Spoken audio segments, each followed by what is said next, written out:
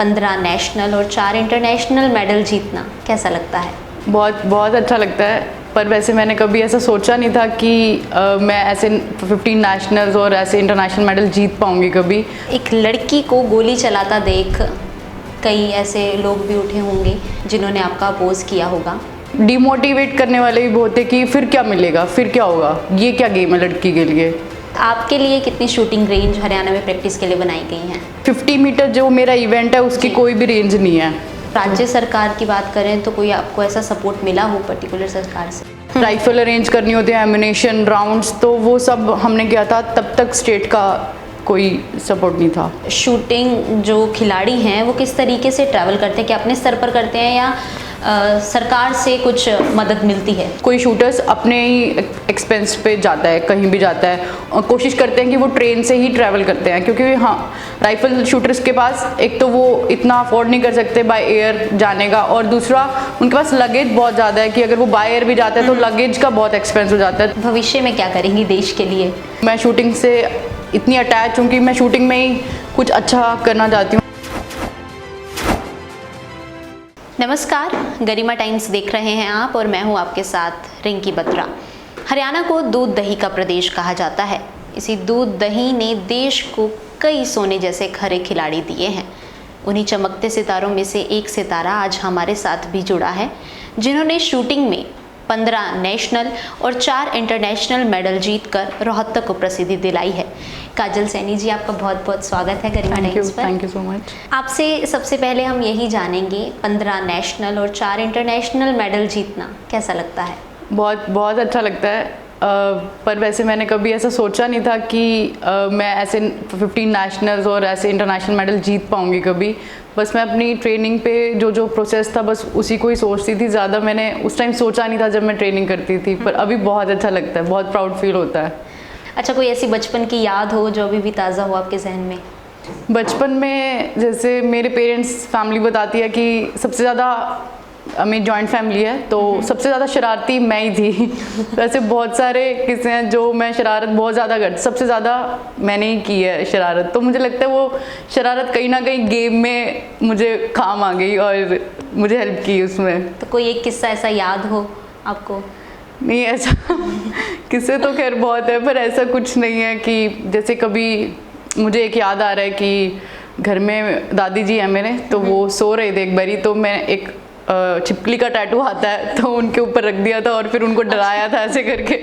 तो ऐसी बहुत सारी शरारतें मैंने की हैं बचपन में। अच्छा, तो जैसे आपके गेम्स में होता है 10 मीटर, 25 मीटर, 50 मीटर, इन सब खेलों में अंतर क्या होता है? ये डिस्टेंस है शूटिंग का। 10 मीटर डिस्टेंस है, 50 मीटर डिस्टेंस है, 25 मीटर डिस्टेंस है। ये डिस्टेंस है टारगेट के, इतने मीटर से शूट कर रहे हैं हम, टारगेट 10 मीटर पे होगा, 50 मीटर में 50 मीटर डिस्टेंस है। ऐसे ये डिफरेंसेस हैं। और जो राइफल होता है, 2 इवेंट है, राइफल पिस्टल। राइफल में 2 ही डिस्टेंस होते हैं, 10 मीटर और 50 मीटर। पिस्टल में 10, 25, 50 ऐसे वो डिफरेंस होता है इसमें। गोली चलाना, शूटिंग का काम करना बड़ी हिम्मत का काम है बहुत। हाँ। तो क्या मुश्किलों का सामना शुरुआत में करना पड़ा? शुरुआत में मैंने एनसीसी से स्टार्ट किया है। मैं एक एक्स कैडेट हूँ, तो जब एक इवेंट होता है एनसीसी कैंप में कि शूट करना है, तो जब मेरी टर्न आने वाली थी, मैं खड़ी थी, तो मुझे ये था कि मुझे कोई ले जाओ यहाँ से, मैं नहीं चला सकती। राइफल चलाना ही नहीं आ रहा था, मतलब पकड़ना ही नहीं आ रहा था। पर वही है कि अब हम कैडेट थे, ट्रेनिंग चल रही थी, तो वो करना ही था हमें, और वो हो गया। तो जब वो हुआ तो बहुत अच्छा लगा, टारगेट बहुत अच्छे शूट हुए। फॉर्चुनेटली कुछ था डेस्टिनी के लिए, तो फिर वहाँ पर सिलेक्शन होता गया और वहीं से आगे आगे सिलेक्शन होता गया मेरा। एक लड़की को गोली चलाता देख कई ऐसे लोग भी उठे होंगे जिन्होंने आपका अपोज किया होगा। हाँ, ये सोसाइटी के दोनों फेस होते हैं, एक पॉजिटिव एक नेगेटिव, हर एक फील्ड में। और शूटिंग तो खैर बहुत ही डिफरेंट चीज़ हो गया। तो बहुत से मोटिवेट भी करते थे बहुत सोसाइटी वाले कि नहीं ये तो बहुत अच्छा है, एक गेम में जाना, एक ये तो बहुत हिम्मत का काम है, मोटिवेट। लेकिन डिमोटिवेट करने वाले भी बहुत है कि फिर क्या मिलेगा, फिर क्या होगा, ये क्या गेम है लड़की के लिए, और फिर खेल भी लिया तो क्या होगा, क्या मिलेगा। तो ऐसे भी परिवार का सपोर्ट मिला? परिवार पूरी फैमिली मुझे बहुत सपोर्ट करती थी। कोई भी चीज़ है, जैसे शूटिंग बहुत फाइनेंशियली बहुत महंगा गेम है जी, तो फिर भी पेरेंट्स उनसे अफोर्ड हो नहीं हो या कोई भी चीज़, उन्होंने मुझे कभी किसी चीज़ के लिए नहीं कहा कि ये हम नहीं कर पाएंगे। वो बस मेरी जो भी मेरी डिमांड्स थी वो पूरी करते थे कि गेम अच्छा हो मेरा। तो राज्य सरकार की बात करें तो कोई आपको ऐसा सपोर्ट मिला हो पर्टिकुलर सरकार से? जो इनिशियल स्टेज थी तब तो गवर्नमेंट का कोई ऐसे किसी भी प्लेयर के लिए, शूटिंग प्लेयर के लिए कोई ऐसा सपोर्ट नहीं होता कि उसको स्टेट लेवल पे जाना है, नोट जोन लेवल पे जाना है या नेशनल या इंटरनेशनल ट्रायल्स खेलने हैं, तो वो सब हमें करने होते हैं। राइफल अरेंज करनी होती है, एमिनेशन, राउंड्स, तो वो सब हमने किया था। तब तक स्टेट का कोई सपोर्ट नहीं था। और अब की बात की जाए तो अब हाँ, अब मैंने जैसे इंटरनेशनल खेले, नेशनल्स जो मेडल्स आए, उसके बेस पे भी गवर्नमेंट ने मुझे गवर्नमेंट जॉब दी है as a junior coach, shooting coach, तो वो मेरे लिए हेल्पफुल है। तो उसकी ज्वाइनिंग आपकी होगी है? हाँ जी, 27 मई को अभी मैंने ज्वाइन किया है। तो अभी अगर हाल ही की बात की जाए तो 2022 में हरियाणा सरकार ने खिलाड़ियों के लिए एक बजट निकाला था। हाँ जी, हाँ जी, तकरीबन 540 करोड़ का। उसमें शूटिंग के लिए कितना बजट था? शूटिंग के लिए वो टोटल बजट वो एक गेम स्पोर्ट्स डिपार्टमेंट को दिया जाता है। फिर वो जो भी अवार्ड्स आते हैं, जो भी मेडल आते हैं हमारे, वो कैटेगरीज में इवेंट्स वाइज या जो उनकी पॉलिसी है उसके अकॉर्डिंग डिस्ट्रीब्यूट किया जाता है। लेकिन वो प्रोसेस बहुत लंबा हो जाता है। जैसे अगर 2019 में किसी की मेडल आए हैं तो 22-23 तक उसको 3-4 साल वेट करना पड़ता है, तब जाके फिर वो प्रोसेस होता है। तो वो थोड़ा जल्दी होना चाहिए कि अगर किसी भी प्लेयर के लिए अगर वो मिलता है तो वो आगे और अच्छी मेहनत करके कर सकते हैं। सरकार ने 10 डे बोर्डिंग एकेडमी खोलने का भी निर्णय लिया था, उसमें से एक रोहतक में भी खोली जाएगी, तो उस पर आपके क्या विचार हैं? ये तो अच्छा ही है कि वो डे बोर्डिंग अकेडमीज़ है। मुझे एमपी गवर्नमेंट का पता है, एमपी गवर्नमेंट ने भी हर एक गेम के लिए शूटिंग रेंज हो, चाहे कोई भी रेंज हो वहाँ पर, या स्टेडियम हो या कोई भी गेम, उन्होंने वो डे बोर्डर्स के भी रखा हुआ है और हॉस्टल्स भी हैं वहाँ पे। तो ऐसे ही अगर हमारी गवर्नमेंट भी करती है तो बहुत सपोर्ट ही मिलता है प्लेयर्स को, स्टूडेंट्स को, सबके लिए बेनिफिट्स हैं उसमें। मतलब बहुत अच्छा ही है अगर ये आ रहा है प्रोसेस में, तो अच्छा। आपके लिए कितनी शूटिंग रेंज हरियाणा में प्रैक्टिस के लिए बनाई गई हैं? वैसे 50 मीटर जो मेरा इवेंट है उसकी कोई भी रेंज नहीं है। हरियाणा में कोई रेंज नहीं है। हमें जैसे नॉर्थ इंडियंस या हरियाणा वालों को दिल्ली में जाके ट्रेनिंग करनी पड़ती है। किसी वजह से अगर दिल्ली रेंज बंद हो जाती है तो फिर भोपाल या फिर पुणे, केरला, बस यही 2-3 जगह हैं जहाँ पे। हरियाणा में कोई रेंज नहीं है 50 मीटर की। ट्रैवलिंग की बात करें तो शूटिंग जो खिलाड़ी हैं वो किस तरीके से ट्रैवल करते हैं? क्या अपने स्तर पर करते हैं या सरकार से कुछ मदद मिलती है इसमें? जो भी हमारा डोमेस्टिक टूर्नामेंट है विद इन नेशनल्स और नेशनल के बाद जो इंटरनेशनल ट्रायल्स होते हैं हमारे, या कोई भी ऐसा जो इंडिया में हो रहा है, वो सब कोई शूटर्स अपने ही एक्सपेंस पे जाता है, कहीं भी जाता है। और जैसे मैं राइफल शूटर्स हूँ तो मैं राइफल शूटर की बात कर रही हूँ तो वो कोशिश करते हैं कि वो ट्रेन से ही ट्रैवल करते हैं, क्योंकि हाँ राइफल शूटर्स के पास एक तो वो इतना अफोर्ड नहीं कर सकते बाय एयर जाने का, और दूसरा उनके पास लगेज बहुत ज़्यादा है कि अगर वो बाय एयर भी जाते हैं तो लगेज का बहुत एक्सपेंस हो जाता है। तो सभी राइफल शूटर्स जो है, और उनको ट्रेन के जाने के लिए उनको डिस्काउंट भी मिलता है गवर्नमेंट की तरफ से, साइड की तरफ से ऑफ मिलता है कुछ, तो वो प्रेफरेंस करते हैं कि वो ट्रेन से ही ट्रैवल करें। और इंटरनेशनल टूर्नामेंट्स की बात करें वो सभी हाँ साइड गवर्नमेंट या साइड जो है वो हमें अरेंज कर देती है सब चीज़, फ्लाइट्स, अकोमोडेशन या जो भी हमारी ट्रेनिंग के लिए ज़रूरत है वो साइड कर देती है। अच्छा, अगर प्रशासनिक लेवल पर बात की जाए तो उधर कितना सपोर्ट मिलता है? क्योंकि राइफल शूटर्स के लिए लाइसेंस लेना एक अलग ही लेवल का मुश्किल है। ये हमेशा से मुझे लग रहा है ये बहुत प्रोसेस में बहुत देरी होती है, ये बहुत दिक्कत आती है हर एक शूटर को, क्योंकि 50 मीटर के लिए कंपलसरी है आर्म लाइसेंस लेना, अपना वेपन लेना, उससे पहले आर्म लाइसेंस बनवाना। तो मैं तो एडमिनिस्ट्रेटर से यही वो रिक्वेस्ट करना चाहती हूँ कि प्लीज़ जो स्पोर्ट्स लाइसेंस है वो तो बहुत जल्दी से जल्दी बनाया जाए, क्योंकि हमें फिर राइफल रेंट पे लेके करनी पड़ती है, वो बहुत महंगा पड़ता है और बहुत डिले होता है ये। मतलब अगर कोई काम आर्म लाइसेंस का विद इन 1 मंथ और 2 मंथ होना चाहिए, वो 1 साल 2 साल 3 साल तक बन ही नहीं रहे हैं, तो उसकी बहुत दिक्कत आती है आर्म लाइसेंस में। तो किस तरीके की हेल्प आप डिमांड? मैं यही डिमांड करना चाहती हूँ कि भाई जो स्पोर्ट्स लाइसेंस है, स्पेशली स्पोर्ट्स लाइसेंस है, उनको तो जल्दी से जल्दी क्लियर करवा के उनको शूटर्स को बनवा के दे देना चाहिए। आमतौर पर कितना टाइम लग जाता है आपको? आमतौर पर मेरे हिसाब से 1 महीने में बन जाना चाहिए आर्म लाइसेंस, सारी पुलिस वेरिफिकेशन होके या जो भी प्रोसेस है एडमिनिस्ट्रेशन का, वो सारा प्रोसेस 1 महीने में हो जाता है। अच्छा, हाँ। तो अगर आपकी जैसे अभी हाल ही में जॉब लगी है, आपने बताया हाँ जी, हाँ है जी। जूनियर शूटिंग कोच की, तो उस जॉब से खुश हैं या चाहती थी और डिजर्व करना?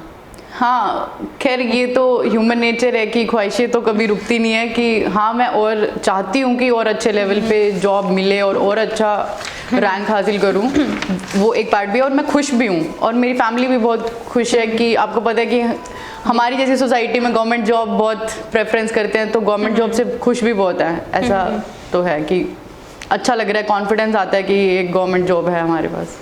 हरियाणा सरकार ने खिलाड़ियों को नौकरी देने के लिए खेल पॉलिसी बनाई हुई है, क्या मान रहे हैं उन खेल पॉलिसी में भी खिलाड़ियों के साथ बदलाव होते हैं या भेदभाव होते हैं? हाँ जी, हाँ जी, हाँ जी। ये पॉलिसी बनाई जाती है जब भी रिन्यू होती है, अभी भी हो रही है और 1 साल बाद या 2 साल बाद। ये एक तो कमेटी के साथ, मतलब मेंबर्स होते हैं उसमें, एक पर्सन का कोई डिसीजन नहीं है। सेकंड, मुझे ये लगता है कि हर एक गेम के कंसर्न प्लेयर को या कोच को रखना चाहिए कि हम ये चेंज कर रहे हैं, ये इवेंट डालना चाहते हैं, ये नहीं डालना चाहिए, तो उससे कंसर्न करना चाहिए। किसी एक गेम कोई नहीं सिलेक्ट करना चाहिए। हर एक गेम के अलग अलग इवेंट्स होते हैं, अलग अलग एज ग्रुप होता है, अलग अलग क्राइटेरिया होता है, तो हम सबके साथ एक जैसा नहीं कर सकते। वो हमें समझना चाहिए कि किस गेम का क्या एज क्राइटेरिया है या क्या इवेंट है या कितना वेट कैटेगरी है, तो उसके अकॉर्डिंग ही उस पॉलिसी में रखना चाहिए, उसके अकॉर्डिंग ही बनानी चाहिए। बहुत चीज़ें मिस हो जाती हैं, वो किसी गेम के लिए बेनिफिट हो जाती है, किसी के लिए वो बहुत ख़राब हो जाती है। तो किस तरह का भेदभाव खिलाड़ियों के साथ? जैसे कि हमारे इवेंट है, वो हमारा टीम गेम नहीं है, वो एक टीम इवेंट है हमारा, तो वो गवर्नमेंट की पॉलिसी में है कि हम टीम इवेंट को नहीं मान्यता देते। लेकिन एक फुटबॉल टीम, वो टीम गेम ही है। बिल्कुल। तो आप उस टीम गेम के साथ अलग पॉलिसी बना सकते हैं, और जो हमारा team game individual plus team game है, और तो उसके लिए अलग पॉलिसी बनानी चाहिए। और अगर कोई एशियन चैंपियनशिप, एशियन लेवल तक अगर वो खेला जा रहा है, तो उसको मेरे हिसाब से अप्रूवल मिलनी चाहिए टीम इवेंट को, हमारे टीम इवेंट को। बात की जाए आपके परिवार की, तो आपके फादर एक बैडमिंटन प्लेयर रहे हैं। हाँ जी। तो आपने बैडमिंटन क्यों नहीं चुना? मतलब नहीं, ऐसे वो बैडमिंटन मतलब खेलते थे, लेकिन जैसे जैसे एक फेज चेंज आया, जब हमने स्टडीज़ कर रहे थे, तो हमारे घर में स्टडीज़ का बहुत ज़्यादा एनवायरनमेंट है, बहुत ज़्यादा सब स्टूडियस हैं, पढ़ाई पढ़ाई पढ़ाई में ही तो है। तो ये शूटिंग तो बस लकीली एक डेस्टिनी में होता है, जैसे वैसे चूज़ किया गया या हो गया, वरना हम घर में मम्मी भी जॉब पे है, वो टीचर है, या जो भी है सब पढ़ाई में ही है। तो इसलिए मुझे कोई ये नहीं था कि मुझे गेम चूज़ करना है, बस वो डेस्टिनी में था, तो शायद वो चूज़ हो गया कि शूटिंग मैंने चूज़ कर लिया। अदरवाइज़ कोई मेरा ऑप्शन ही नहीं था कि मैं स्पोर्ट्स में जाऊँ। तो परिवार से कोई आपके छोटे ऐसे जो नहीं, जाना चाहें? नहीं, वो सब स्टूडियस है, सब पढ़ रहे हैं उनको। अच्छा, हरियाणा में शूटर दादी हाँ, काफ़ी ज़्यादा पॉपुलर हैं। हाँ जी, हाँ जी। तो वो आपकी प्रेरणा है? हाँ जी, अच्छा बहुत ही, मैंने उनकी मूवी देखी अभी, तो वो तो इंस्पिरेशन ही है। कभी कभी हम डिमोटिवेट हो जाते हैं कि स्कोर खराब हो गया, टाइम जा रहा है, ये जा रहा है, लेकिन उन्होंने तो सारा टाइम उनका ख़त्म हो चुका था लाइफ का, तब स्टार्ट की। अब 50 शायद या 60 के अराउंड उन्होंने स्टार्ट की। तो हमें तो इनसे बहुत ज़्यादा इंस्पिरेशन है कि तब वो उस एज में स्टार्ट कर रहे हैं, तो हमारे पास तो बहुत टाइम है और हमारे पास डिमोटिवेट कम होना चाहिए, और उनको देख के मोटिवेशन बहुत मिलती है। अच्छा, ये तो है ही। कभी स्पोर्ट्स में ऐसे अचीव ना कर पाए, निराशा हाथ लगती है, तब क्या चीज़ आपकी मोटिवेशन बनती है? ये तो हाँ, निराशा एक प्लेयर को, वही हर एक प्लेयर की लाइफ में अप एंड डाउन बहुत इंस्टेंटली बहुत ज़्यादा आते हैं, कि एक पीक आ रही है कि लेवल अच्छा चल रहा है, फिर डाउन, फिर बहुत डिमोटिवेशन हो जाती है।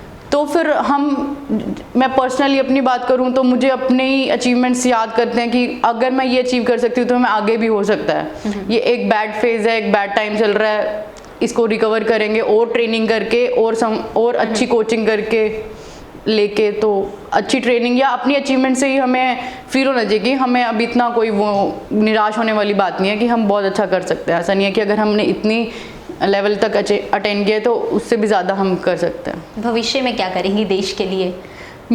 मुझे शूटिंग से इतना लगाव है, या मुझे नहीं पता कि मैं शूटिंग से इतनी अटैच हूँ कि मैं शूटिंग में ही कुछ अच्छा करना चाहती हूँ। अभी हमारे नेक्स्ट ईयर एशियन गेम्स हैं, तो उसके अभी ट्रायल्स हैं अगस्त में, हमें भोपाल में जाना है। तो मैं शूटिंग में ही अपने अचीवमेंट्स अपने आप को इम्प्रूव करना चाहती हूँ, और मेडल्स तो ऑब्वियसली मैं लेके आना चाहती हूँ कंट्री के लिए बहुत ज़्यादा।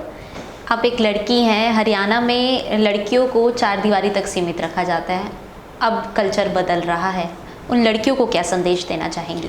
मैं लड़कियों को और उनकी फैमिली को, एक लड़की तो अपनी इच्छाएं बता देती है कि भाई हमें ये करना है, ये नहीं करना, वो उनकी हरियाणा में फैमिली पर डिपेंड होता है कि वो उनको किस हद तक सपोर्ट करते हैं। अगर मैं उनकी फैमिली को कहना चाहूँगी कि आप सपोर्ट करो उनको, और कोई ज़रूरत ही नहीं है, बस सपोर्ट करते जाओ और फिर वो आपको रिजल्ट देती जाएंगी। 110% श्योर हूँ मैं कि आप उनको अच्छे से उनके उसमें सपोर्ट करोगी, जो भी उनकी इच्छाएं हैं, तो वो डेफिनेटली आपको रिजल्ट देंगे। संदेश देश को क्या देना चाहेंगे एज ए स्पोर्ट्स प्लेयर होने के नाते, क्या उम्मीद लगाएं? नहीं, नेवर गिव अप एक स्पोर्ट्समैन स्पिरिट होती है। तो मैं पूरी कंट्री को, या कोई भी स्पोर्ट्स पर्सन है या कोई भी एक नॉर्मल ह्यूमन बीइंग है, एक सबके मन में कोई भी चीज़ कोई कर रहा हो, नेवर गिव अप होना चाहिए। एक स्पोर्ट्स पर्सन का एक छोटा सा संदेश है कि हमें अपनी ज़िंदगी में स्ट्रगल पूरी लाइफ रहेगा। पहले हम सुनते थे 11-12 तक है, फिर ग्रेजुएशन तक है, पर स्ट्रगल पूरी लाइफ रहेगा, और यही लाइफ है। हमें करते जाना है, लगे रहना है, कभी हार नहीं माननी, नेवर गिव अप। ये थी हमारे साथ काजल सैनी जी, जिन्होंने अपनी संघर्ष की कहानी हमारे साथ साझा की। आपके और हमारे लिए वो सिर्फ एक गोल्ड और सिल्वर है, लेकिन उसके पीछे का संघर्ष, उसके पीछे की कहानी वो खिलाड़ी ही जान सकता है कि क्या कुछ खोकर उसने कितना कुछ पाया है। नमस्कार।